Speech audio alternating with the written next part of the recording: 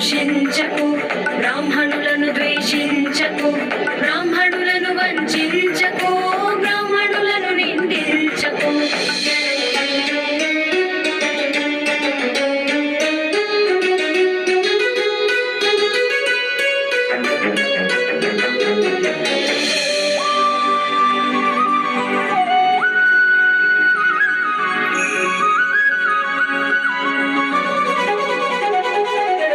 జాతి మతాలను చూడకుండా గుడి చేరు భక్తులకు బ్రాహ్మణులు తీర్థమిచ్చి షఠగోపమెట్టి అక్షితలు వేసి దీవిస్తారు.